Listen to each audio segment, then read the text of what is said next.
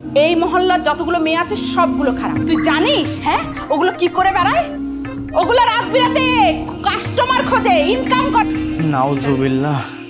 ওদের হাত থেকে 100 হাত দূরে থাকবি, তা না হলে তোর চরিত্রের মধ্যে দাগ লাগিয়ে দিবি। কি যে বলো না খালা। ঠিক আছে, আমি ওদের থেকে 100 হাত দূরে থাকবো। ঠিক আছে, তুই এখন যেয়ে ফ্রেশ হয়ে নে, যা। ঠিক আছে। কি লুকা লুকা দেখো কেন? নিচে আইসা দেখো। এই, তোকে আমি কি বলেছিলাম? হ্যাঁ, বলেছিলাম না যে এই মেয়েগুলোর দিকে যেন নজর না দিস? এখন তো দেখছি বেলকনিতে দাঁড়িয়ে ওদের দিকেই তাকিয়ে আছিস। ওইসব মেয়েগুলো যেই রাস্তা দিয়ে হেঁটে যাবে তুই ঠিক তার উল্টো পথে হাঁটবি। ওই মেয়েগুলোর গায়ের বাতাসও যেন তোর গায়ে না লাগে। ওইসব মেয়েদের গায়ের বাতাস লাগলেও পা। চল আয় মামা, দুটো চা দাও। ভালো করে বানায় কিন্তু কালকেটা ভালো হয় নাই। মামা, ওরা কি এখানে রোজ চা খায়? হ্যাঁ মামা, প্রতিদিন তো চা খায়। কি মামা, চা কোনো সমস্যা? ফালা দিলেন কেন? ওদের জন্য আলাদা গ্লাস রাখতে পারেন না? একই কাপে আপনি সবাইকে চা দেন। আমি আপনার দোকানে আসবো না আর কখনো। কি রে, আমরা যে কাপে চা খাই সে কাপে চা খেলে তো সমস্যা কোথায়? দূরে দাঁড়িয়ে কথা বল, কাছে আসবি না। কেন শোনা, কাছে আসলে কি এমন হবে? তোদের বাতাস লাগলেও না পাপ হবে। তাই? ওরে আমার পবিত্র বাবুটা, আয় তাহলে তোকে ছেড়ে দিই। আয়। ছি, খবরদার কাছে আসবি না। কেন, কি করবে কাছে আসলে? আয় দে। ছাড়। কে বাইক স্টার্ট নিচ্ছে না? ধাক্কা দিতে হবে নাকি?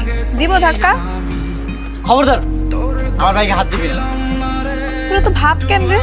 একটা সুন্দরী মেয়ে সেদে সেদে তোকে হেল্প করতে চাইছে, তুই ভাব দেখাচ্ছিস? তোদের মতো মেয়েদের হেল্প লাগবে না আমার। এই হাত ছাড়া। ছি ছি ছি, এখন আমার বাইকটা অপবিত্র হয়ে গেছে। তোকে না বললাম বাইকে হাত দিবি না। অপবিত্র হয়ে গেছে না? তাহলে আয় তোকে একটু ছিঁড়ে দিই, তোকে অপবিত্র করে দিই। আয়। Hello ambulance. আমার ভাগ্নির সম্পূর্ণ বিপদমুক্ত তো? ওর আর কোনো সমস্যা নেই তো?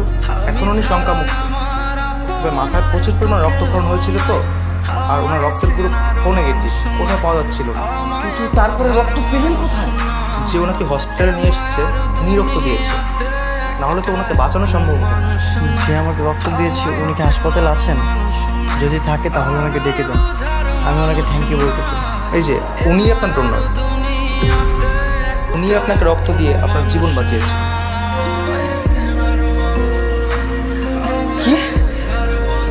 ওর রক্ত আমার শরীরে দিয়েছেন? এটা কি করলেন আপনি ডাক্তার? কেন, কি হয়েছে? কি হয়েছে মানে? ওর রক্ত আপনি আমার শরীরে দিয়েছেন? একবার দেওয়ার কথা আমার কাছ থেকে জেনে নেওয়া উচিত ছিল যে আমি রক্ত দিব কি দিব না। আহা, তখন তো তুই অজ্ঞান ছিলি, তা কি করে সম্ভব? ওনার রক্ত তো আপনার শরীরে মিশে গেছে। আপনি দরকার হলে আমার পুরো শরীরের রক্ত চেঞ্জ করে দেন, তারপরে আমি রক্ত রাখবো না। আপনার জন্য মাত্র 2 ব্যাগ রক্ত পাওয়া যাচ্ছিল না, হ্যাঁ, আর আপনি কি না পুরো শরীরের রক্ত চেঞ্জ করতে চাচ্ছেন? আচ্ছা ঠিক আছে, শান্ত হ বাবা, আগে তো সুস্থ হওয়াটা দরকার। কি বলো? ওকে এখান থেকে চলে যেতে বলো, আমি ওকে সহ্য করতে পারতেছি না।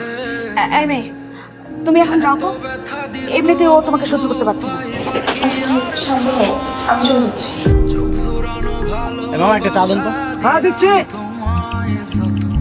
যেখানে যাই পিছে পিছে চলে আসে, আবার আমার শরীরে রক্ত দিচ্ছে, শরীরটা পুরো অপবিত্র করে দিচ্ছে। কোনো জায়গায় যেয়ে একটু শান্তি নেই। মামা, এই কাপটা না দিলে আমাকে একটা চা দেন তো। দোয়াকে বাঁচতে দেন। না না, আমাকে এটাতেই দিতে হবে, কারণ এই কাপে আমার বন্ধুর স্পর্শ লেগে আছে। আচ্ছা ঠিক আছে। বিলের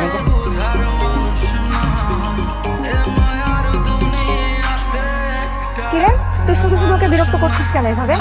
কারণ ও বলেছে না আমার স্পর্শ থেকে দূরে থাকতে চাই, আমি ওকে বোঝাতে চাই ওর স্পর্শটাই আমার কাছে সবকিছু। লাভ, লাভটা হলো লাভ, মানে? মানে ভালোবাসা, এটাও বুঝিস না? মানে তুই ওকে ভালোবাসিস? হ্যাঁ, কখন যেন মনে অজান্তে ভালোবেসে ফেলেছি, নিজেও জানি। এটা কখনো সম্ভব? যেই মানুষটা তোর ছায়া মারাতেই ঘৃণা করে তাকে তুই ভালোবাসিস? ঠিক আছে, এটাই হবে। মামা, 2 কাপ চা দাও। আচ্ছা ঠিক আছে।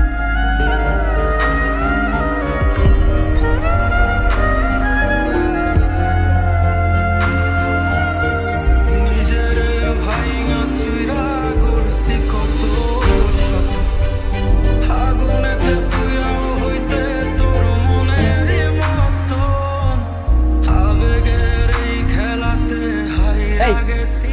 দাঁড়িয়ে আছিস কেন?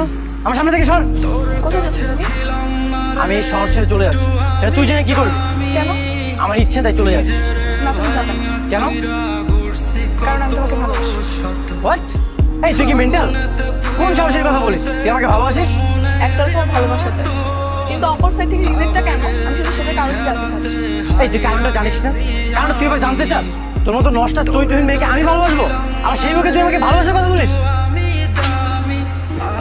কোথায় লেখা আছে আমি নষ্ট, আমি চরিত্রহীন?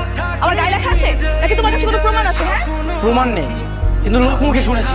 আচ্ছা, লোক মুখে যদি শূন্য পশ্চিম দিকে সূর্য উঠেছে তাহলে কি সেটাই বিশ্বাস করবা? না। তাহলে তাহলে কেন আমার মনের কথাগুলো তুমি বিশ্বাস করেছো? তুই কি বলতে চাচ্ছিস? তুই ভালো মেয়ে? আমি নিজের চোখে দেখেছি তুই রাত রাত্রে বাসায় ফিরিস। এই দেখো, এটা কি দেখো? জিএস কোম্পানি কাস্টমার কেয়ারের জব, নাইট শিফট। তুমি জিএস কোম্পানিতে জব করো? হ্যাঁ, আমরা 4 বান্ধবী এখানে জব করি। আর এই পেশা কি তোমার কাছে খারাপ হয়ে গেল? না, এটা তো খুব ভালো জব, কিন্তু এলাকার মানুষজন তোমাদের নামে এসে উল্টাপাল্টা কথা বলে কেন? আর তোমরাও কিছু বলো না? সেটারও একটা কারণ আছে। এই শহর যখন নতুন আসি, এই পুরো এলাকার ছেলেরা আমাদের ডিস্টার্ব করা শুরু করেছিল। বাসার নিচে এসে দাঁড়িয়ে থাকা, নাম্বার চাওয়া, বারবার ডিস্টার্ব করা, আমি পুরো অতিষ্ঠ হয়ে গিয়েছিলাম। তারপর ঘটলো একদিন একটা ম্যাজিক্যাল ব্যাপার। আমরা রাত করে বাসায় ফিরি বলে পুরো এলাকার আন্টিরা আমাদের নিয়ে গসিপিং শুরু করে, বদনাম ছড়ানো শুরু করে। এরপর দেখি ছেলেগুলো আমাদের ইগনোর করা শুরু করলো, ডিস্টার্ব করা একদমই অফ করে দিল। এরপর তো আমরা রেহাই পেয়ে গেলাম, এই জন্য আমরা কখনো প্রতিবাদ করিনি, তাল মিলিয়ে চলেছি। আর এখন দেখি তুমি এলে। তার মানে ওসব ছেলেদেরকে দূর করানোর জন্য তোমরা নিজেদের নামে বদনাম ছড়াতে? হ্যাঁ, দেখো, আমাকে ক্ষমা করে দাও, আমি সরি। ইটস ওকে, বাদ দাও। এখন অন্তত আমি তোমার সাথে বদনামে থাকতে চাই।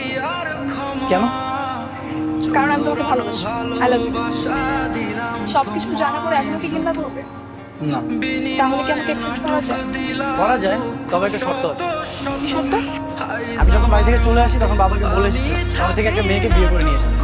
তো আমি তোমাকে ডিরেক্ট বিয়ে করতে চাই। সত্যি? হ্যাঁ সত্যি। তুমি কি রাজি? হ্যাঁ, আচ্ছা ঠিক আছে, চলো।